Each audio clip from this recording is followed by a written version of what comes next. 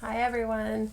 So you've been working on your Emblem project, and today I'm going to show you guys how to burnish. And burnishing is a long process. It can take quite a few days, and you really only do it for like 10 minutes, and then you have to let your clay wait, and then you burnish again. So let me show you a couple things about what burnishing looks like. Okay. First, let's start with like just raw clay. This is a piece of raw clay that was fired, and I didn't put any glaze on this pineapple. So you can see that the surface is dense, but it's not like, it doesn't have any like shine to it. It doesn't have any like visual interest. It's just kind of like a soft focus, you know. Now, normally you guys are thinking about like ceramics, you're gonna put glaze on things. Glaze is a glass-like substance that goes onto the surface. It's fired on and it creates a shine, right? So this is kind of like glass. And you can see this little dish on the back side, it's not glazed. But you can kind of see this like subtle sheen. That's the start of a burnishing project. The next piece I'm going to show you is this, and I'm going to actually zoom out a little bit.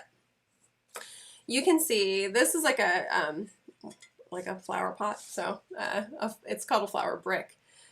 Historically, they were made, I think, with like 1800s, and you would put tulips in them or flowers in them. So, but let's look at the surface. Do you see that shine? There's no glaze on this. There's no glass. This is just pure clay. What I did was I used a stone to burnish across the surface, and then as the clay is being burnished, the larger particles of clay or the larger particles of sand that are in your clay body are pushed down, down, down. And the finer particles, because remember clay is very fine particles, move up to the surface in a kind of lock and step. They kind of become really, really tight bond. And as you're burnishing across that surface, it's getting more dense and more dense and more dense. So you get a really nice, beautiful shine. This piece here was pit fired.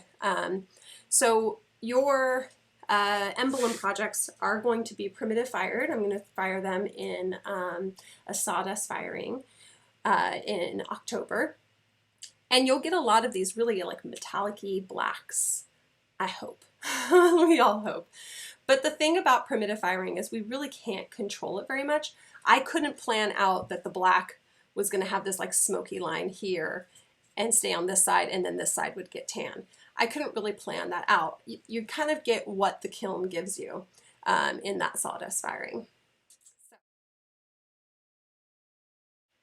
So let's talk about your emblem project. I had made this hippopotamus in the last video, and I wrapped it up in plastic, and it's been a week. So you probably aren't going to wait that long between making your projects and burnishing them. But I had to wait a little while because I've been doing these videos like crazy. And you can see my hippopotamus has this little shape all done. I have my signature already on. And I've already, in the building process, I like rubbed down the surface. And that's the first stage of burnishing. So you want to take your piece, and I'm going to adjust the video so you guys can see a little bit better. You want to take your piece and you want to use your thumb, and you're really pushing the clay, trying to smooth out. Like, think of it like this. There's the saying, smooth as a baby's butt. Oh yeah, you want to really smooth this out. And be careful that you can see I'm putting pressure, but you notice that I'm not changing the shape of my piece. So just enough pressure that you're smoothing the surface but not changing the shape.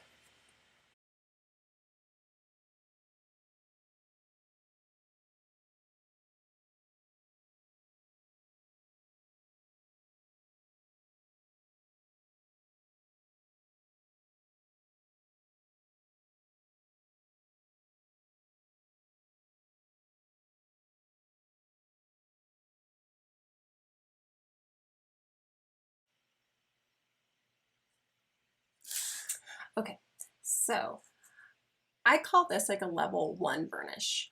This is just done by the pads of your fingers, and you can see that I really push down the clay. There's a really subtle sheen on the surface, but nothing spectacular. The problem is if I try to do a level 2 burnishes, which is when you start using a tool to burnish, the problem is that the tool will pick up the material of the clay. So let me show you. A level 2 burnish is using the tool and going across the surface. And this is even more, this is better than your finger. But do you see that little bit of clay that's being picked up from the surface? I don't want that.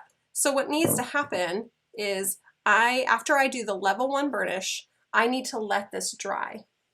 So I'm going to set it aside, uncovered, so not covered with plastic, but I can't forget it. So I'm going to set an alarm on my phone for about 2 hours, 3 hours from now, and I'm going to come back and then assess whether or not I can use the tool, rub that down, see if that works. If I can rub it down and no clay comes up, but it compresses the surface really nicely, then I'm on the right track. If I, in 2 hours, come back and I rub the surface and clay keeps on getting, like a lot of clay keeps on getting on my tool, your rib, then I need to wait even longer. So you do have to kind of like time it and babysit your piece a little bit. This is to go through the drying processes. So right now, think about the working stages of clay. Right now it's not fresh out of the bag, it's probably like Gouda hard. I can definitely put my fingernail in it, no problem. But I can't, you know, when I put my finger up against it, it's not taking my fingerprint very easily.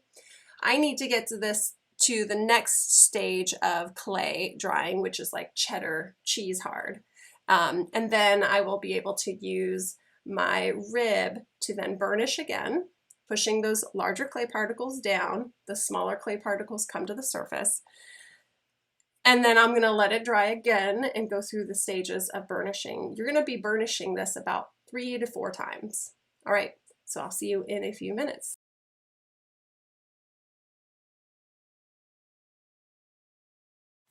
Welcome back. So you hopefully sped dry. You saw my tip that you can speed dry this puppy by putting it outside in the sun. Now, it's only like 90 degrees today.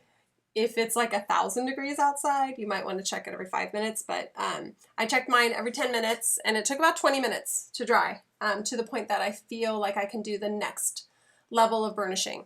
So we have our little dude. Look at him. He's so cute. Anyways, and if I go across the surface, you can feel that the clay is pretty dense, and it has that little subtle shine. But now I'm going to take my tool. Now each of you guys got a rubber rib from your toolkit.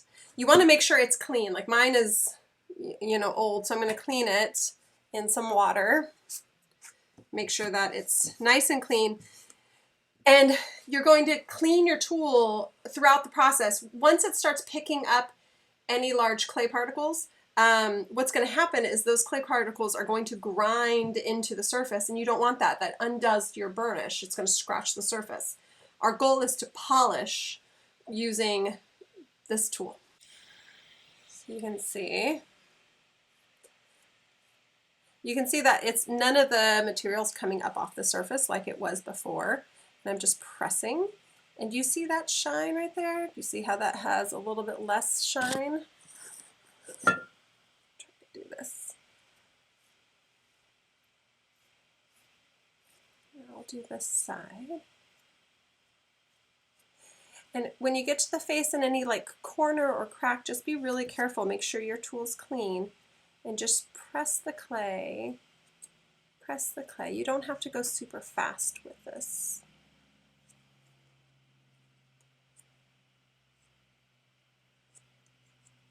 You can really see how dense that clay is getting, and if you compare it to the other side, you can kind of see the difference already, and I've just barely started touching the surface. Just make sure you are getting every nook and cranny on this piece, including the bottom and any folds that you might have created.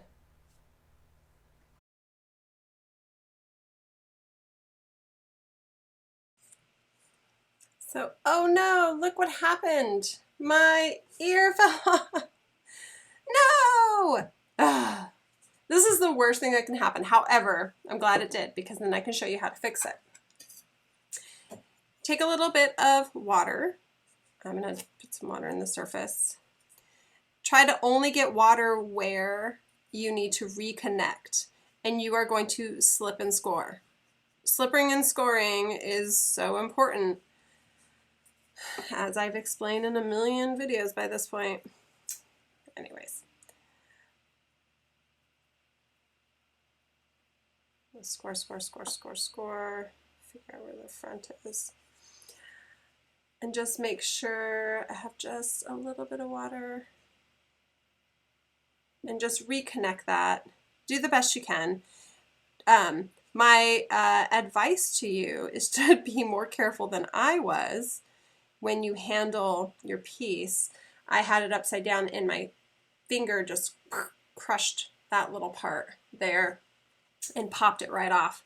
So just be really aware of things that are out in space, that open form. These ears are more open than the rest of the body, which is a closed form. Okay, and then I'm going to clean my...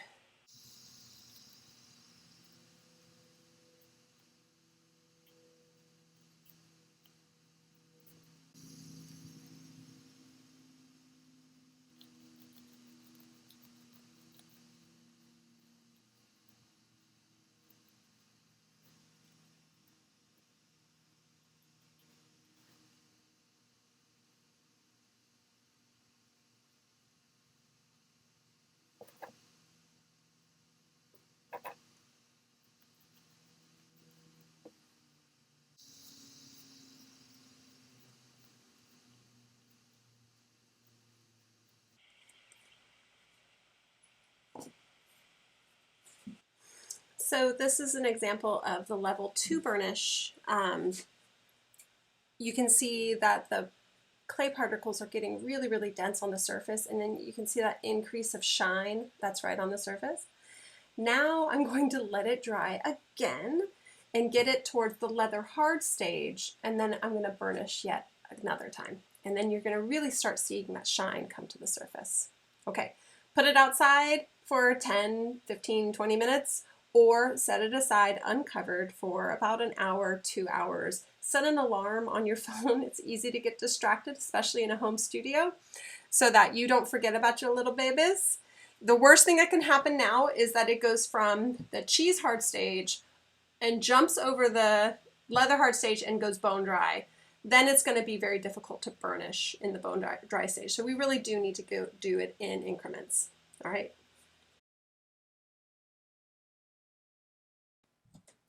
Okay, guys. So my piece has been out in the sun for about 30 minutes.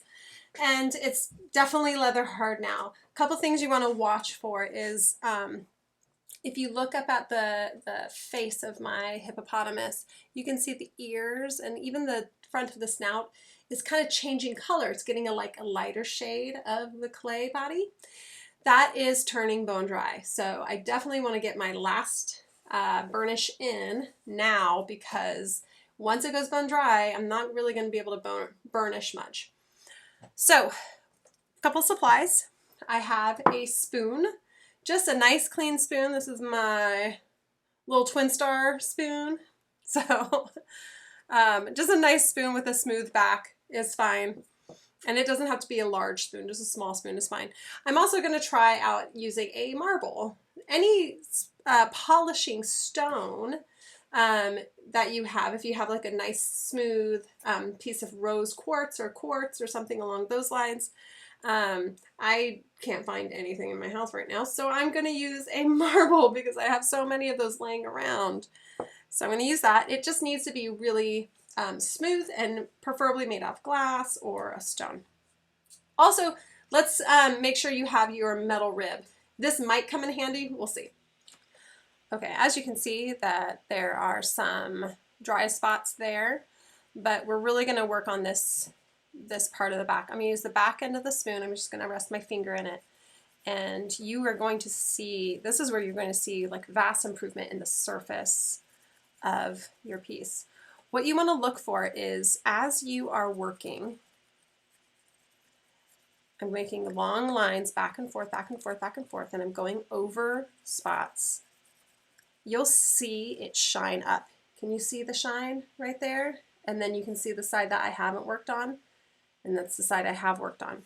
What you want to feel is when you go across the surface, go across the grain, meaning go across the distance that you were going, or the lengthwise that you were going. I don't feel any like ridges where it comes up and down, up and down. The spoon is not changing the shape of the surface. All it's doing is pushing the large particles down, and the small particles are coming up to the surface and getting burnished or polished. So I'm going to go all the way around my figure. So I'm going to speed up my video so that you can see I'm working all the way around the whole figure, including the bottom. You want to make sure you get into every crack and crevice that you can, trying to make sure that the spoon is not picking up any clay material as it's working. Otherwise, it'll start scratching the surface, which is the opposite of what we want it to do.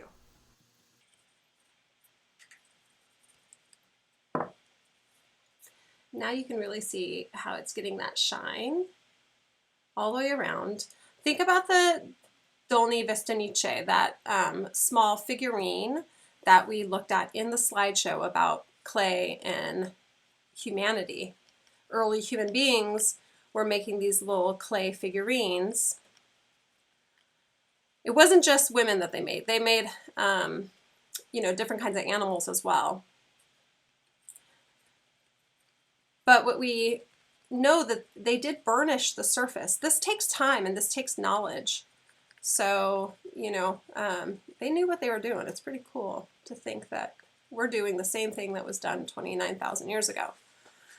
I've moved on to using my marble because it's smaller, and I was having a hard time, like this is okay, but trying to get into the little crack nooks and crannies, it's kind of hard with the spoon. So I'm going to just go across, and you don't have to go fast. You can just go slow and methodical, and then go in a opposite direction. And then you can really see that snout is shined up. Be very careful of things that are coming out into space, those open form. Either if you're making an animal, the ears, the tail, the nose, the feet. If you're making a person, if you had the arms kind of jutting out a little bit more, be very careful with the pieces that are not completely tied into the form, because they can break. And at this stage, because it's getting close to bone dry, it's going to be harder and harder to slip and score it back together if it breaks. So I'm being very, very careful.